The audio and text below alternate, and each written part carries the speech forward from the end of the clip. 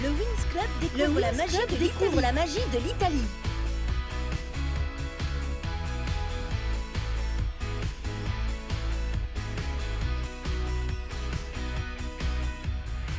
Les Nuraghi de Sardaigne.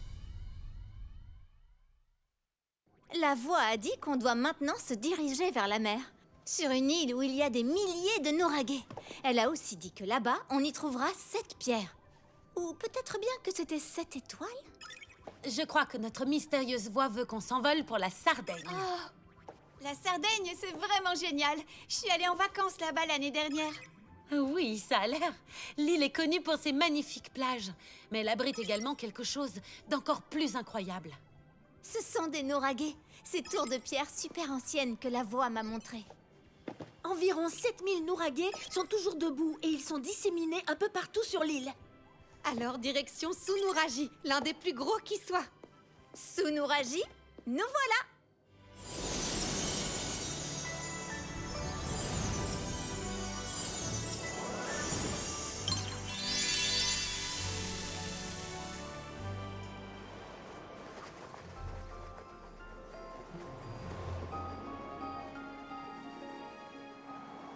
On est arrivé à Barumini.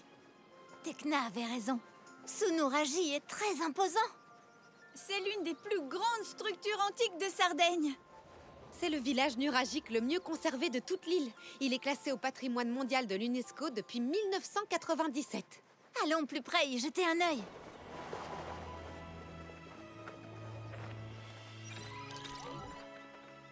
Vous savez qu'à l'époque, les Nuraghe servaient de tours de guet? On les utilisait pour surveiller les champs et le bétail. Ou pour envoyer un signal en cas d'invasion ennemie.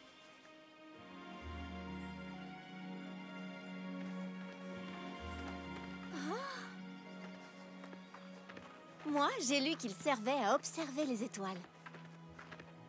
Pour étudier l'astronomie. Coucou!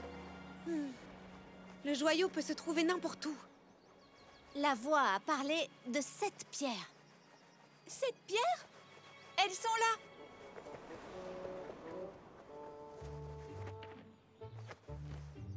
Vous croyez qu'on doit faire quoi avec?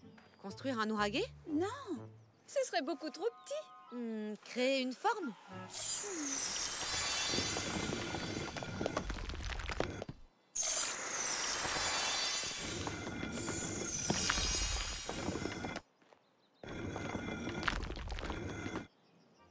Attendez, si les Nuraghe servaient à observer les étoiles, on pourrait peut-être former une constellation pour trouver le joyau. C'est une très bonne idée, Stella. Mais laquelle? Je n'en sais rien du tout. Il existe au moins 88 constellations. Mais ça va prendre des heures à toutes les essayer. Il y a 7 pierres. Oh! Les filles, j'ai peut-être une idée. Essayons la grande casserole. Elle fait partie de la constellation de la Grande Ourse. Mais pourquoi la grande casserole? Eh bien, si on peut voir la grande casserole dans le ciel, alors on peut facilement trouver l'étoile polaire. Et les marins se servaient de l'étoile polaire pour se repérer en mer. Et voilà!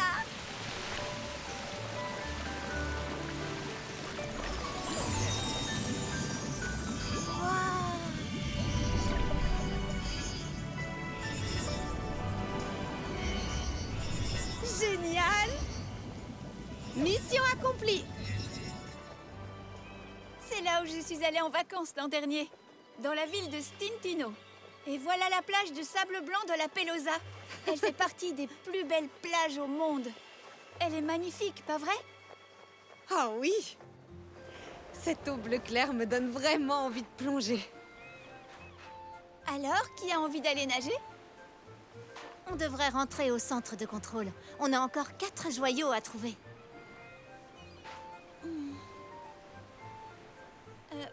Bon, allons-y. Et après, quand on a refait la forme de la grande casserole avec les pierres, le joyau est apparu. Waouh!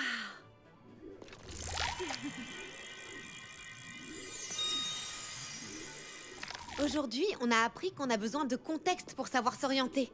Comme les marins qui utilisaient l'étoile polaire.